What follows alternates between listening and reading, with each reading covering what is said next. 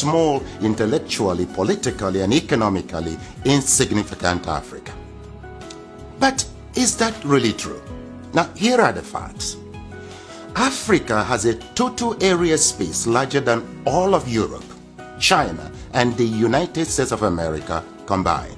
Yes, it is 3 times the area of China, 3 times the area of Europe, 3 times the area of United States of America, meaning you can transplant China, Europe, and United States and several other countries on the Africa continent and they will fit neatly.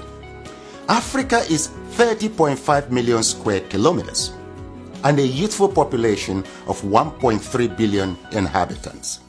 China is 9.6 million square kilometers and 1.4 billion inhabitants. India has a total space of 3.3 million square kilometers and 1.4 billion inhabitants. Now, yet, Africa is projected as overpopulated, and pressure mounts on Africans and their leaders to depopulate. Why?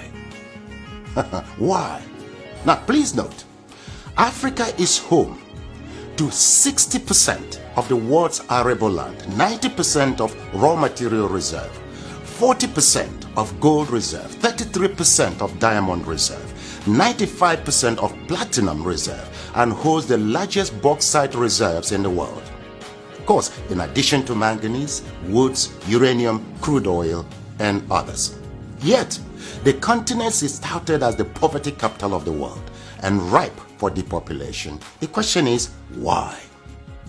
Well, President Jacques Chirac of France provides an illuminating insight. He said, "We bled Africa for 4.5 centuries. We looted their raw materials, then we told lies that the Africans are good for nothing. In the name of religion, we destroyed their culture. And after being made rich at their expense, we now steal their brains through miseducation and propaganda to prevent them from enacting black retribution against us," unquote. Well, put simply, for over 4 centuries, Africa is not in control of its resources. Look, a 2016 study of Africa by the NGO called War on Want reveals that 101 companies, mostly British, control $305 billion worth of platinum, $276 billion worth of oil, and $216 billion worth of coal at 2016 market prices. Yes, they own mines or mineral licenses in 37 African countries and control vast swaths of Africa's land, 4 times the size of the United Kingdom. Now look, Africa subsidizes the rest of the world by $32 billion annually. A 2017 report by Global Justice Now and other groups estimates that $161.6 billion enter into Africa, while $202.9 billion leave Africa almost every year. For example, in 2017, Africa received a total of $19.7 billion in aid, but paid back $18 billion in debt repayments. Debt burden is killing Africa. African governments have borrowed between 25 and 75% of their GDP, but with little or nothing to show for it.